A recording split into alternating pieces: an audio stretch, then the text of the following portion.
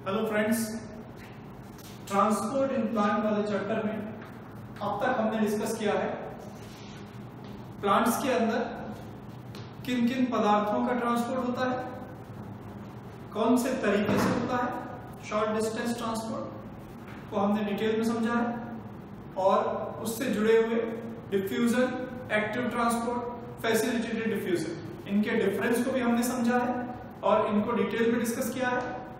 इसके बाद हमने डिफरेंट टाइप के प्रेशर्स और पोटेंशियल को समझ के उनके बीच के इंटर रिलेशन को समझा और साथ में समझा कि इन प्रेशर और पोटेंशियल की हेल्प से मूवमेंट ऑफ वाटर को हम कैसे डिफाइन कर सकते हैं। आज के लेक्चर में हम डिस्कस करेंगे दो बहुत ही इंपॉर्टेंट पॉइंट, एक है इम्बाइबेशन और दूसरा है प्लाज्मोलाइसिस। तो पहले मैं शुरू करता हूं प्लाज्मोलाइसिस से, जो कि एक बहुत महत्वपूर्ण प्रक्रिया है। तो हम देखते हैं प्लाज्मोलाइसिस, हिंदी में इसका नाम है जीव द्रव्य कुंचन।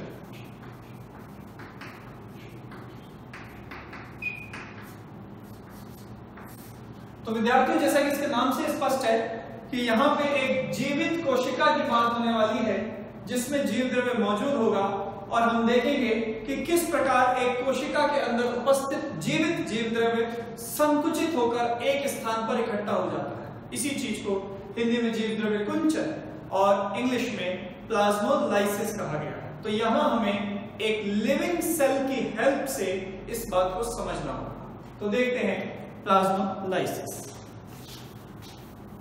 तो बच्चों, प्लाज्मोलाइसिस के अंदर सबसे पहले एक लिविंग प्लांट सेल को रखा जाएगा एक हाइपरटोनिक सॉल्यूशन। याद कीजिए, सॉल्यूशंस के बारे में मैंने आपको बताया था और मैंने कहा था कि सॉल्यूशन की कंसेंट्रेशन यानी कि जो विलयन है उनकी सांद्रता की तुलना करने पर वो एक दूसरे के लिहाज से तीन प्रकार के होते हैं। हमने पढ़ा था हाइपरटोनिक, हाइपोटोनिक और आइसोटोनिक सॉल्यूशन के बारे में। यहां हम अपनी लिविंग प्लांट सेल को किसमें रख रहे हैं? यहां हम इसे रखेंगे एक हाइपरटोनिक सॉल्यूशन। हाइपरटोनिक सॉल्यूशन का मतलब क्या होगा कि इस सॉल्यूशन के अंदर सॉल्यूट की कंसंट्रेशन यानी विलय की सांद्रता इस कोशिका के अंदर मौजूद जीव द्रव्य की तुलना में अधिक होगी। यानी इसके अंदर जो भी विलय है उसकी सांद्रता कोशिका से ज्यादा होगी। कोशिका में सबसे बाह्यतम आवरण हम जानते हैं क्या होता है। कोशिका का सबसे बाह्यतम आवरण होता है कोशिका भित्ति, सेल वॉल। और सेल वॉल के अंदर मौजूद जो उसकी लेयर्स हैं उसमें सबसे पहले आती है सेल मेम्ब्रेन। तो यहां एक येलो कलर से मैं सेल मेम्ब्रेन को शो करता हूं और आप पाएंगे कि ये सेल मेम्ब्रेन अपनी सेल वॉल के साथ बिल्कुल लगभग सटी हुई है, ऑलमोस्ट अटैच है। इनके बीच में कोई स्पेस हमें क्लियरली विजिबल नहीं हो। तो यहां पर येलो से जो सेल मेम्ब्रेन शो की गई है ये सेल वॉल के साथ बिल्कुल एडजेसेंट पोजीशन में है, बिल्कुल सटी हुई स्थिति में है और इनके बीच में कोई स्पेस नहीं है। तो आप देख सकते हैं इस तरह से सेल मेम्ब्रेन को। और हम जानते हैं कि पादप कोशिका के अंदर सेल मेम्ब्रेन के अलावा एक और मेम्ब्रेन बहुत इंपॉर्टेंट होती है जिसका नाम है टोनोप्लास्ट। क्योंकि हम जानते हैं कि प्लांट सेल में वैक्यूल एक बहुत इंपॉर्टेंट स्ट्रक्चर है और इस वैक्यूल की मेम्ब्रेन को हम कहते हैं टोनोप्लास्ट। इसके बाहर और अंदर दोनों तरफ मौजूद जो तरल है उस तरल में जल उपस्थित है। आप देखें कि टोनोप्लास्ट के अंदर जो लिक्विड है हम उसे कहते हैं सेल सैक और टोनोप्लास्ट के बाहर जो लिक्विड है हम उसे कहते हैं साइटोप्लाज्म। और साइटोप्लाज्म के अंदर ही पेरिफेरल पोजीशन में कहीं ना कहीं एक न्यूक्लियस होता है। तो ये है हमारी सेल वॉल, उसके अंदर ये है सेल मेम्ब्रेन, ये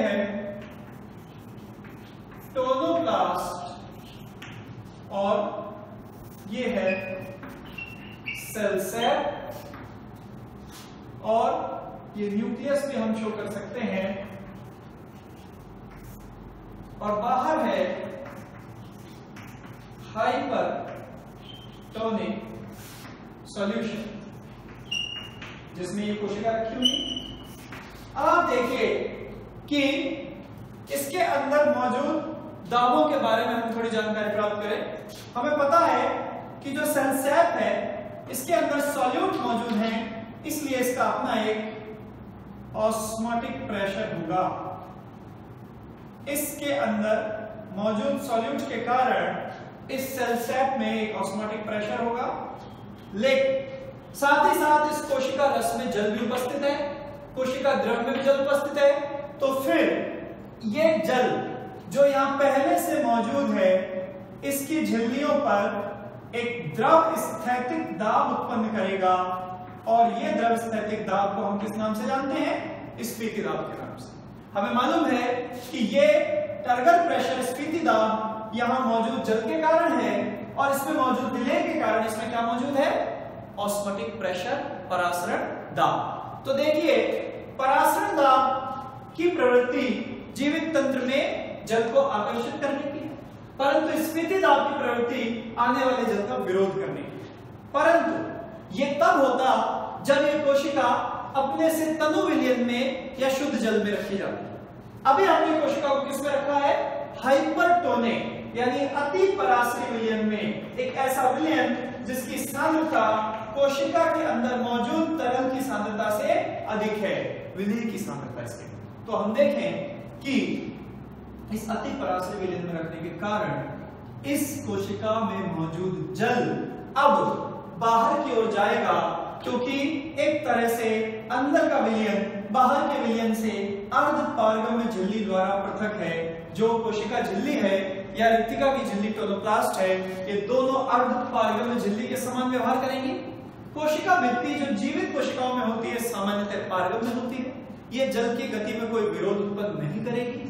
तो आप देख सकते हैं कि इस कोशिका से लगातार जल की हानि अति सांद्र विलयन में होगी।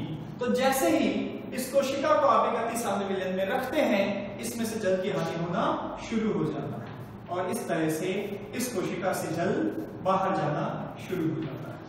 इसी को हम जीव द्रव्य कुंचन की प्लाज्मोलाइसिस की प्रारंभिक अवस्था कहते हैं, और मैं इसे नाम दे देता हूं first condition limiting plasmolysis. Hindi में इसे सीमांत कहा जा सकता है, इंग्लिश टर्म भी आप याद रख सकते हैं, ये लिमिटिंग सीमांत जीव द्रव्य कुंचन है, लिमिटिंग प्लाज्मोलाइसिस।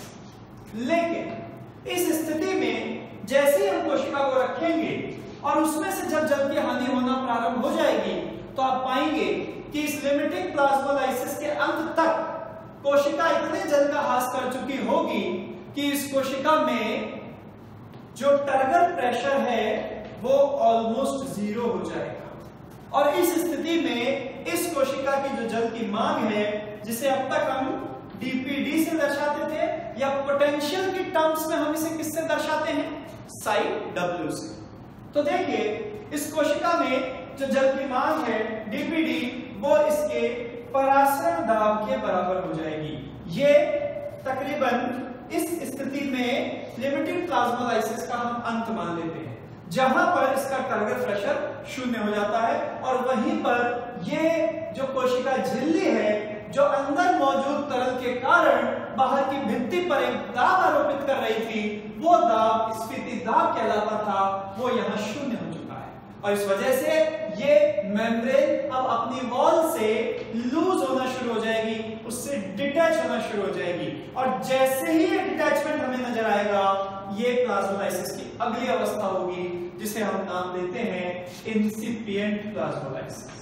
तो लिमिटिंग प्लाज्मोलाइसिस का अंत हम कहां मान लेते हैं? जहां आकर टारगेट प्रेशर जीरो हो गया, कोशिका झिल्ली कोशिका भित्ति से हटने लग गई, वो जो उनके बीच का अटैचमेंट था वो वीक हो गया, क्योंकि उस पर लगने वाला प्रेशर अब जीरो हो गया है। तो इंसिपिएंट प्लाज्मोलाइसिस, और इंसिपिएंट प्लाज्मोलाइसिस में आप देखेंगे कि ये मेम्ब्रेन यहां से लूज होना शुरू हो गई है, क्योंकि टारगेट प्रेशर जीरो हो चुका है। तो अभी तक ये कोशिका किसमें रखी है? अति सांद्र विलयन में ही रखी है। तो देखें कि इसकी कोशिका भित्ति और ये रखी हुई है एक अति सांद्र विलयन में, और इस अति सांद्र विलयन की खासियत ये है कि इसमें विलय की सांद्रता कोशिका के अंदर मौजूद तरल से अधिक है। तो देखिए, इस वजह से अभी भी हमने देखा था कि टर्गर प्रेशर 0 हो गया, लगातार जल की हानि इस कोशिका से हुई है। जैसे ही टर्गर प्रेशर 0 हुआ, मैंने कहा था कि झिल्लियां अपनी भित्ति से दूर होना शुरू हो गई और इनके बीच में आपको स्पेस नजर आने लग जाएगा, क्योंकि इसको प्रेस करने वाला, इसको कोशिका भित्ति को पुश करने वाला जो दाब था, जिसे हमने क्या नाम दिया था, स्फीति दाब, वो अब शून्य हो चुका है। और उसके बावजूद भी ये कोशिका अभी किसमें है, अति सांद्र विलयन में ही है, यानी इसके अंदर मौजूद तरल से अभी भी जल की हानि जारी है। किसमें जारी है, बाहर रखे अति सांद्र विलयन में। देखिए, अभी तक कोशिका हाइपरटोनिक सॉल्यूशन में ही है, इसका मतलब इससे वाटर का लॉस कंटिन्यू है। तो फिर यहां पर क्योंकि अभी भी लगातार जल का ह्रास इस कोशिका से किसमें हो रहा है, बाहर रखे विलयन में हो रहा है, इसका मतलब ये जो झिल्ली है इस पर पड़ने वाला दाब शून्य तो पहले ही हो चुका था, लेकिन और जल के निकल जाने से वो दाब अब ऋणात्मक स्थिति में चला जाएगा। यानी ये झिल्ली जिस दाब के कारण खिंची हुई थी, स्फीत थी और इस भित्ति के ऊपर दबाव डाल रही थी, वो वहां से अब हट रही है, छूट रही है और अंदर की ओर सिकुड़ रही है। जो स्फीति दाब इसे पुश करके रखे हुए था, जो द्रव स्थैतिक दाब इसे अपनी कोशिका भित्ति से आसन्न करके रखे हुए था, सटाए हुए था, वो अब लूज हो गया और मेम्ब्रेन अब अंदर की ओर श्रिंक होना स्टार्ट हो गई।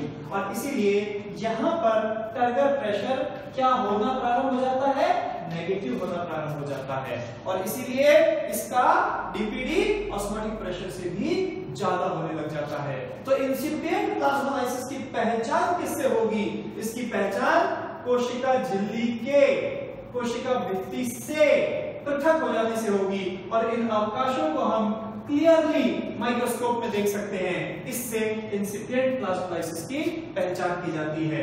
ये क्लोरोप्लास्ट को दर्शा रहा है, इसके अंदर ये सेल सैप है और साइटोप्लाज्म का आप जानते हैं, ये दोनों झिल्ली और क्लोरोप्लास्ट और सेल मेम्ब्रेन के बीच में भरा हुआ है और ये हाइपरटोनिक सॉल्यूशन है। तो ये इंसिपिएंट प्लाज्मोलाइसिस की स्थिति है जहां पर टर्गर प्रेशर नेगेटिव होना प्रारंभ हो चुका है।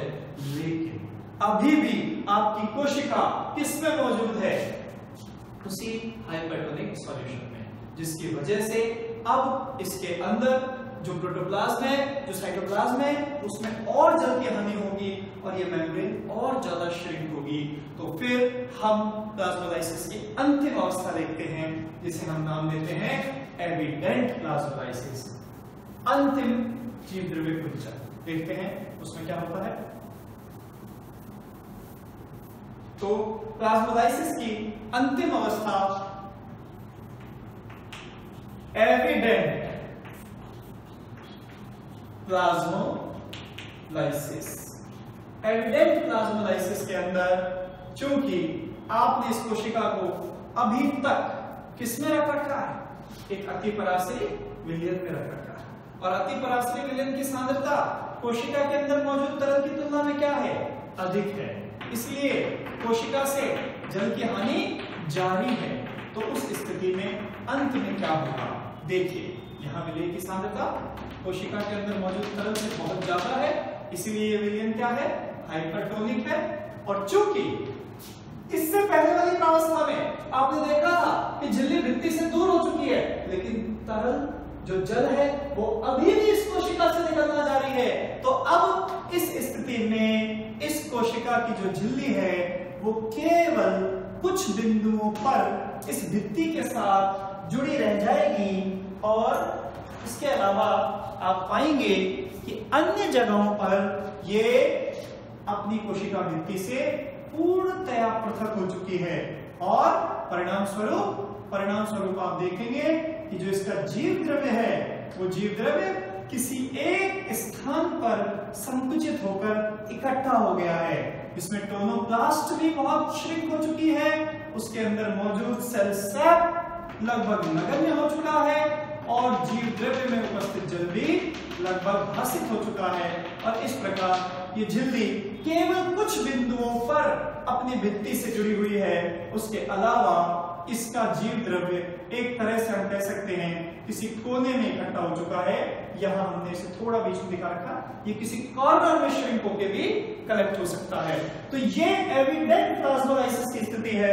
ये वो स्थिति है जिसमें कोशिका ने अपने जीव द्रव्य का अधिकांश जल हाइपरटोनिक सॉल्यूशन में भासित कर दिया है। तो यहां भी हम देख सकते हैं कि जो सबसे आउटर लेयर है वो क्या है, सेल वॉल, उसके अंदर वाली जो लेयर है ये सेल मेम्ब्रेन है, ये टोनोप्लास्ट है जो बहुत ज्यादा संकुचित हो चुकी है, सेल सेप में बहुत कम जल बचा है और बाहर हाइपरटोनिक सॉल्यूशन। सबसे पहला प्रश्न जो यहां उठता है वो ये है कि एविडेंट प्लाज्मोलाइसिस की स्थिति में जो प्लांट सेल है, पादप कोशिका जिसका हम अध्ययन कर रहे हैं, उसकी कोशिका भित्ति और कोशिका झिल्ली के बीच का जो अवकाश है वहां क्या मौजूद होगा।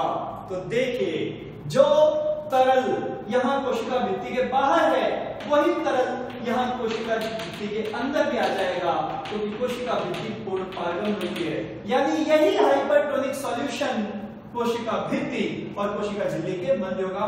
बहुत ही महत्वपूर्ण प्रश्न बनता है, एविडेंट प्लाज्मोलाइसिस की स्थिति में पादप कोशिका की कोशिका भित्ति और कोशिका झिल्ली के मध्य कौन सा तरल भरा होता है, जीव द्रव्य, जल, हाइपरटोनिक सॉल्यूशन, हाइपोटोनिक सॉल्यूशन। इस प्रकार के ऑप्शंस आपको दिए जा सकते हैं, लेकिन यहां पर क्या भरा होगा, हाइपरटोनिक सॉल्यूशन, क्योंकि जो तरल बाहर है वही तरल कोशिका भित्ति के अंदर भी जाएगा, क्योंकि कोशिका भित्ति की प्रकृति कैसी है, पूर्ण पारगम्य है। वो किसी भी तरल को अपने अंदर से गुजरने से नहीं रोकेगी जब तक कि वो जीवित है। तो ये जो पादप कोशिका जिसमें एविडेंट प्लाज्मोलाइसिस हो चुका है, हम क्या पाएंगे, उसके अंदर कोशिका का स्वयं का जल जो था वो भी अति पराश्रय विलयन में जा चुका है।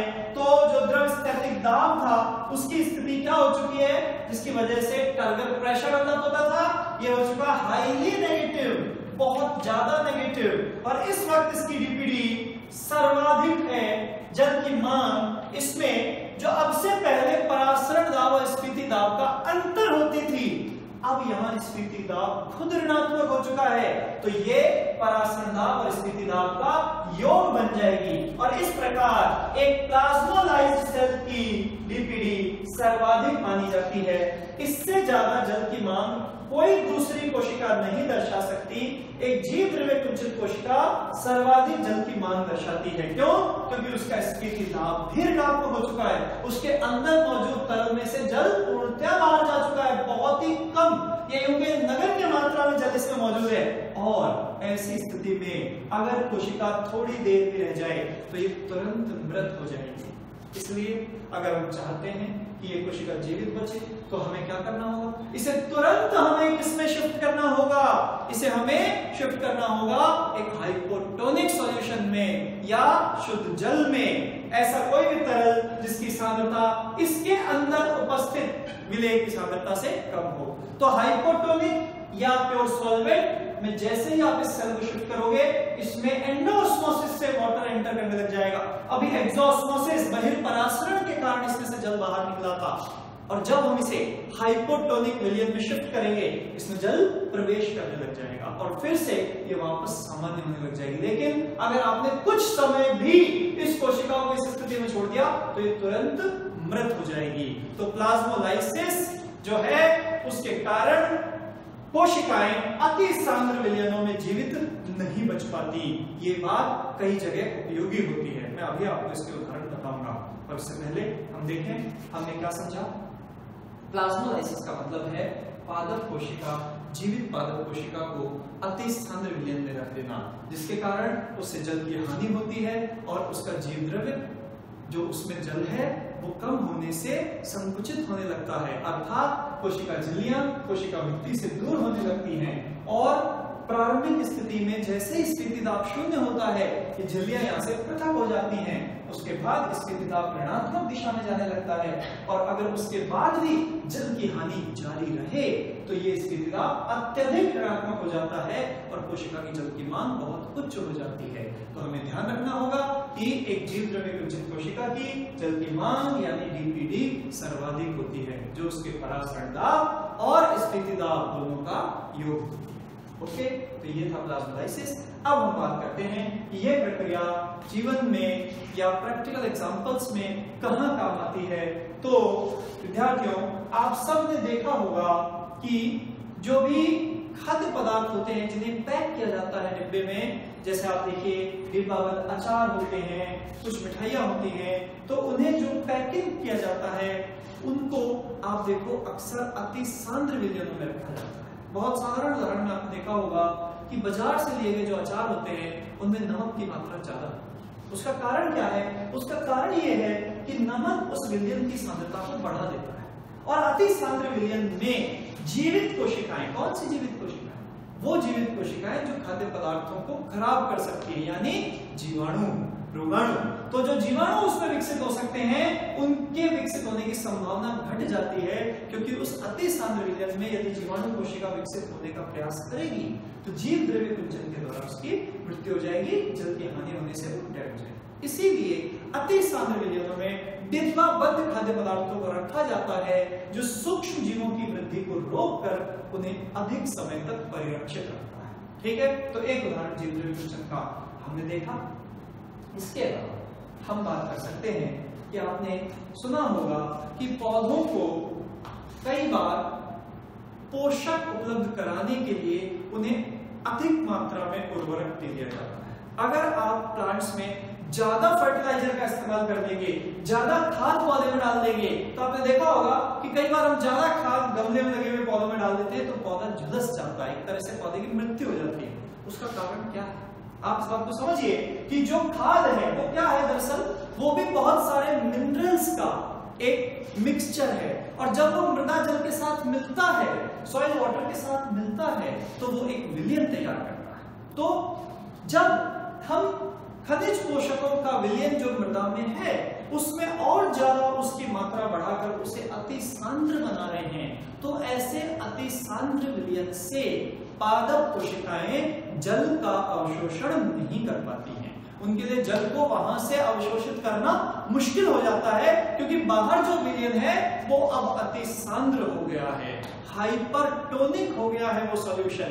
उस सॉल्यूशन से वाटर एब्जॉर्ब करना मुश्किल होता है, बल्कि पादप की जड़ें स्वयं अपने जल की हानि उस विलयन में कर देती है। ठीक वैसे ही जैसा जीव द्रव्य कुंचन में हमने देखा था। तो यहां पर हम कह सकते हैं कि अति उर्वरक प्रभाव के कारण पौधों की मृत्यु हो जाती है, तो उसके पीछे कौन सी प्रक्रिया जिम्मेदार है? उसके पीछे जीव द्रव्य कुंचन जिम्मेदार है। तो जीव द्रव्य कुंचन के हमने दो उदाहरण देखे, एक तो डिब्बाबंद खाद्य पदार्थों का परिरक्षण और दूसरा अति उर्वरक दे देने पर पादपों की मृत्यु। यहाँ जीव द्रव्य कुंचन का सीधा सीधा महत्व देखा जा सकता है। तो ये जो अब तक हमने डिस्कस किया ये था प्लाज्मोलाइसिस। लेकिन स्टूडेंट्स आप देखें कि जब हमने इस सेल को दोबारा से शिफ्ट किया था, किसमें? एक हाइपोटोनिक सॉल्यूशन में या प्योर वाटर में, तो जैसे हमने इसे शिफ्ट किया ये फिर से सामान्य हो गई। कब? जब लगातार इसमें जल का प्रवेश फिर से हुआ। इस प्रक्रिया को कहा जाता है डीप्लाज्मोलाइसिस। तो जीव द्रव्य विकुंचन, अगर आपसे पूछा जाए कि जीव द्रव्य विकुंचन क्या है, डीप्लाज्मोलाइसिस क्या है, तो आप एक ही बात बोलेंगे कि एक प्लाज्मोलाइज्ड सेल को अगर पुनः इसमें रख दिया जाए, हाइपोटोनिक सॉल्यूशन में रख दिया जाए, तो उसमें जल के प्रवेश के द्वारा वो पुनः सामान्य हो जाती है। इसी को हम क्या कहते हैं? इसी को हम कहते हैं जीव द्रव्य विकुंचन, डीप्लाज्मोलाइसिस। तो प्लाज्मोलाइसिस एंड डीप्लाज्मोलाइसिस, इन दो टर्म्स को यहां हमने समझा।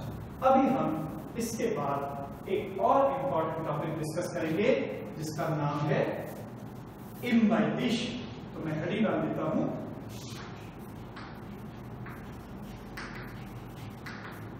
इम्बाइबिशन, और इसको हिंदी में कहा जाता है अंतःचूषण।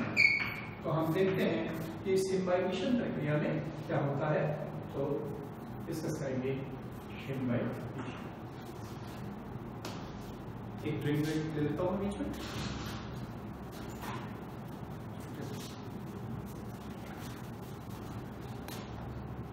तो अब हम डिस्कस करने जा रहे हैं इम्बाइबिशन अंतःचोषण। ये भी प्लांट्स के अंदर होने वाली एक बहुत इंपॉर्टेंट प्रोसेस है। Just a second.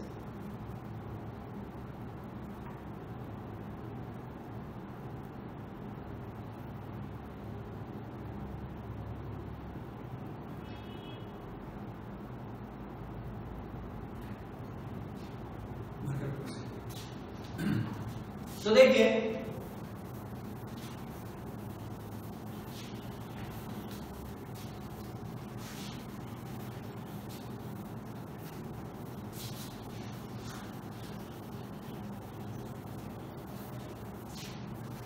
सबसे पहले हम वर्बली इसकी डेफिनेशन को डिस्कस करें। व्हाट इज इम्बाइबिशन, अंतःचोषण क्या?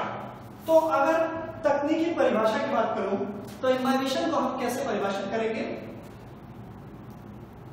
अंतःचोषण की प्रक्रिया में क्या होता है कि किसी तरल का किसी कोलॉइडी कण के चारों ओर बिना विलयन बनाए अधिशोषण, फिर से सुनिएगा, किसी तरल पदार्थ का किसी कोलॉइडी कणों के चारों ओर बिना विलयन बनाए अधिशोषण अंतःचोषण या इम्बाइबिशन कहलाता है। यह बात हमें उदाहरण से समझना है। देखिए, आप सबने देखा होगा कि बरसात के दिनों में, रेनी सीजन्स में क्या होता है, जो लकड़ियों के फर्नीचर है, खिड़की, दरवाजे, ये क्या हो जाते हैं, इनके अंदर जो लकड़ी है उसमें स्वेलिंग आ जाती है। एक तरह से हम क्या कह सकते हैं, जो वुडन फर्नीचर है वो फूल जाता है, उसमें स्वेलिंग आ जाता है। क्या होता है उसके पीछे का कारण वो हम समझते हैं। देखिए, बरसात के दिनों में वातावरण के अंदर हम जानते हैं किसकी मात्रा अधिक होती है, जलवाष्प, वाटर वेपर, या हम कह सकते हैं नमी, मॉइस्चर। हम सब जानते हैं बरसात के दिनों में वातावरण में जलवाष्प, नमी की सांद्रता या मात्रा अधिक है। और जो लकड़ी है वो लकड़ी, उसमें कौन सा पदार्थ मौजूद है, मुख्य रूप से सेलुलोज या पेक्टिन। सेलुलोज और पेक्टिन जैसे पदार्थ ये कार्बोहाइड्रेट प्रकृति के पदार्थ होते हैं, इनकी प्रकृति कोलॉइडी होती है। और इस लकड़ी में मौजूद इन्हीं सेलुलोज या पेक्टिन के कणों के चारों ओर यहाँ पर वाटर वेपर जो होती है वो इनकी सरफेस पर आके हेल्ड हो जाती है। तो जल इसमें प्रवेश करता है और उसके साथ इन कोलॉइडी कणों की सतह पर बंध जाता है। इसीलिए हमने कहा कि किसी तरल का किसी ठोस कोलॉइडी कण के चारों ओर बिना विलयन बनाए अधिशोषण। जब भी सॉल्यूशन बनेगा तो एक हाइड्रेशन नाम का प्रोसेस होता है, केमिस्ट्री में उसके बारे में पढ़ते हैं, जल योजन बोलते हैं उसे। लेकिन यहां पर वाटर मॉलिक्यूल किसी भी कोलॉइडी मटेरियल की सरफेस पर, कोलॉइडी पदार्थ की सतह पर सिर्फ बंधित हुए हैं। इसे हम नाम देते हैं अधिशोषण, एड्सॉर्प्शन। ये अवशोषण नहीं है। हालांकि साधारण भाषा में हम किसी कोलॉइडी पदार्थ में तरल को अवशोषण भी कह देते हैं। अंतःचोषण को परिभाषित करते हुए कभी कभी ऐसा बोल दिया जाता है कि कोलॉइडी पदार्थ की सतह पर किसी तरल का अवशोषण, पर वो अवशोषण वास्तव में किस प्रक्रिया द्वारा हो रहा है, अधिशोषण प्रक्रिया द्वारा। और अधिशोषण और अवशोषण में क्या फर्क है, ये आप सतही जो रसायन पढ़ते हैं, सरफेस केमिस्ट्री, उसमें बहुत डिटेल में आपको समझाया जाता है। आपने या तो पढ़ा होगा या आप पढ़ेंगे, 11th क्लास का ये चैप्टर है इसके अंदर। पर आप जरूर ध्यान रखें कि जो प्रक्रिया इम्बाइबिशन में यूज हो रही है वो है एड्सॉर्प्शन। और इस एड्सॉर्प्शन के लिए जो फोर्स यहाँ पे काम करता है वो इन पार्टिकल्स के बीच में डेवलप होने वाला कैपिलरी फोर्स होता है। हम जानते हैं कि यहाँ जो कोलॉइडी कण है वो बहुत सब पास हैं, तो उनके बीच में इस तरह से कैपिलरीज डेवलप हो जाती हैं और इन कैपिलरीज के अंदर ही वाटर मॉलिक्यूल बाइंड हो जाते हैं। तो एक बात जरूर याद रखें कि यहाँ अंतःचोषण की प्रक्रिया में केशिका बल का भी योगदान होता है। तो एक बार फिर से सुने, हमने कहा कि किसी भी ठोस पदार्थ जो कि कोलॉइडल प्रकृति का है, उसके कणों के चारों ओर किसी तरल के अणु बिना विलयन बनाए अधिशोषित हो, इसी प्रक्रिया को अंतःचूषण कहा जाता है। तो अब हम देखते हैं कि यहाँ पर जो प्रयुक्त होने वाले ठोस पदार्थ हैं और जो तरल है वो किस प्रकार के हो सकते हैं। तो ध्यान दीजिए, हमेशा किसी भी इम्बाइबेशन प्रक्रिया में दो घटक शामिल होते हैं। एक होता है इम्बाइबेंट और एक होता है इम्बाइबेट। हम ऐसा कह सकते हैं कि जो इम्बाइबेंट है वो अधिशोषक है, यानी ये वो ठोस पदार्थ है जो किसी लिक्विड को एब्जॉर्ब करने वाला है, जिसकी नेचर कैसी है, जिसकी नेचर कोलॉइडल है। और इम्बाइबेट के लिए हम हिंदी में शब्द इस्तेमाल करेंगे अधिशोष्य, जो अधिशोषित होने वाला है, अर्थात ये एक लिक्विड होगा, तरल होगा और इसकी प्रकृति इस बात पर निर्भर करेगी कि यहां कोलॉइडल मैटर कौन है। जैसे अगर ये कोलॉइडल सब्सटेंस प्रोटीन हो या कार्बोहाइड्रेट हो, जैसे यहां पे आपके कुछ लेग्यूम सीड्स होते हैं या ज़ेंथियम जैसे पौधों के बीज होते हैं जिनमें प्रोटीन होता है। अगार हो गया, आपकी लकड़ी है, और भी बहुत सारे ऐसे पदार्थ हैं, वहां कार्बोहाइड्रेट्स हो सकते हैं। तो प्रोटीन, कार्बोहाइड्रेट, स्टार्च खुद अपने आप में एक कार्बोहाइड्रेट है। इस प्रकृति के पदार्थ अगर हैं तो वो तरल जल होगा, क्योंकि ये सारे पदार्थ जो हैं ये पोलर नेचर के हैं, ये जल स्नेही प्रकार के पदार्थ। तो वाटर के लिए अगर वाटर इम्बाइबेट होगा तो इम्बाइबेंट क्या क्या हो सकते हैं, कोलॉइडल नेचर के सब्सटेंस, प्रोटीन, कार्बोहाइड्रेट, स्टार्च, अगार इत्यादि। अगार एक बहुत बड़ा सोर्स है यहाँ पे कार्बोहाइड्रेट्स का, और अगार से हम जल भी बनाते हैं जिसके अंदर इम्बाइबेशन बहुत उच्च मात्रा में हो सकता है। तो देखिए, इम्बाइबेशन की प्रक्रिया में दो घटक जरूरी हैं, इम्बाइबेंट और इम्बाइबेट। इम्बाइबेंट वो सॉलिड है जिसके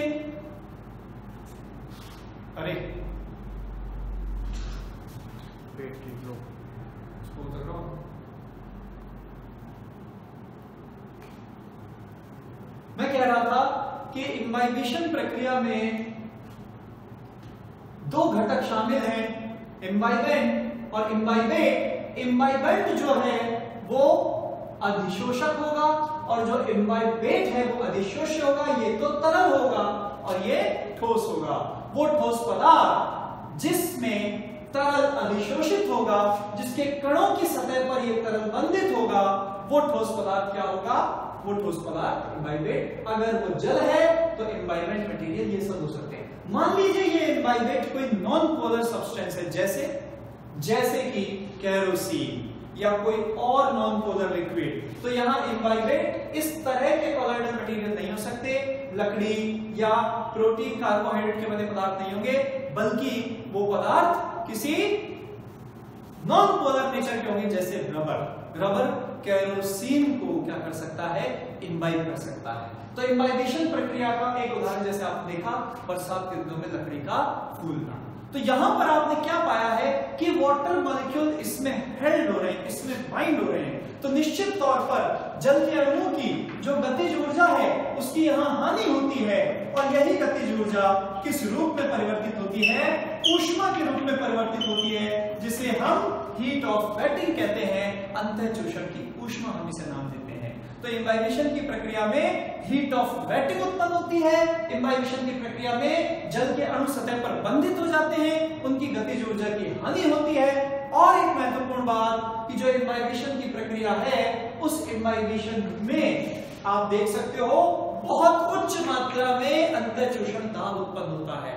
कैसे महसूस करेंगे कि आप देखते हो कि बरसात के दिनों में जो खिड़की दरवाजे हैं जो फूल गए हैं जल के अधिशोषण से, उन्हें बंद करने में खोलने में कितना अधिक दाब हमें लगाना पड़ता है। वो इस कारण से क्योंकि उनके अंदर इम्बाइबेशन प्रक्रिया से इम्बाइबेशन प्रेशर डेवलप हो गया है। और आपको मालूम है ये इम्बाइबेशन प्रेशर कितना ह्यूज हो सकता है।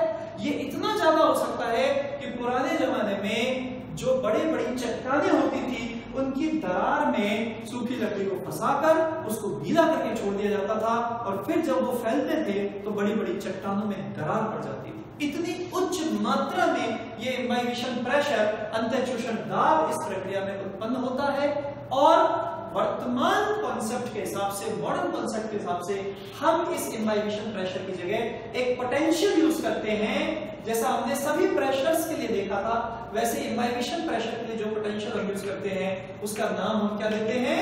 Metrical potential. तो आजकल अंतःशोषण दाब के स्थान पर जो शब्द प्रतिस्थापित किया जाता है वो है मेट्रिकल पोटेंशियल।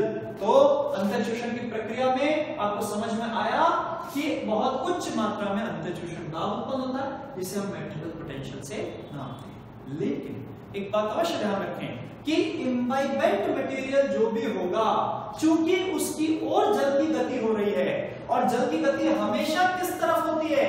अत्यधिक ऋणात्मक जल विभव की ओर। इसलिए इम्बाइबेंट मटेरियल बहुत अधिक ऋणात्मक जल विभव की स्थिति में होता है अंतःशोषण के दौरान। ये अवश्य याद रखें और इसीलिए जल उसमें प्रवेश करता है और फिर उसके कणों के चारों ओर बंधित हो जाता है जिससे गतिज ऊर्जा की हानि होती है और जो अंतःशोषण की ऊष्मा के रूप में उत्पन्न होती है। तो ये सभी बातें अंतःशोषण से संबंधित थी। अब अगर हम बात करें अंतःशोषण का महत्व तो हम देखेंगे जब बीजों का अंकुरण होता है तो उनके चारों ओर के जो कठोर बीजावरण होते हैं वो जल का प्रवेश हो जाने पर, अंदर के भ्रूण के फैलने पर, उसके फूलने पर टूट जाते हैं, यानी वहां पर अंतःशोषण की प्रक्रिया इंपॉर्टेंट है। तो बीजों के अंकुरण के दौरान और मूल रोम से, रूट हेयर से जल के जो प्रारंभिक अवशोषण होता है उस दौरान उनकी सतह पर जो सबसे पहले जल बंधित होता है वो भी अंतःशोषण प्रक्रिया से होता है। तो अंतःशोषण प्रक्रिया का महत्व हमने देखा। इस प्रकार से हमने आज दो इंपॉर्टेंट चीजें पढ़ी, प्लाज्मोलाइसिस एंड इम्बाइबिशन। तो इन दोनों प्रक्रियाओं का महत्व मैंने आपको बताया। जल अवशोषण के दौरान मैं इम्बाइबिशन के बारे में एक बार फिर से बात करूंगा और ध्यान रखें इम्बाइबिशन प्रेशर सभी पादप कोशिकाओं में हमेशा विकसित नहीं होता। ये आपको मिलेगा या तो यंगर लीव्स के अंदर या फिर अंकुरित होते हुए बीजों के अंदर या जैसे कि निर्जीव पदार्थों, लकड़ी इत्यादि कार्बोहाइड्रेट और अन्य कोलोइडल पदार्थों में से देखा जाता है। तो बंद हो गया? तो बस आज के लेक्चर में हम इतना डिस्कस करेंगे, इससे आगे का हम देखेंगे नेक्स्ट लेक्चर में। Thank you.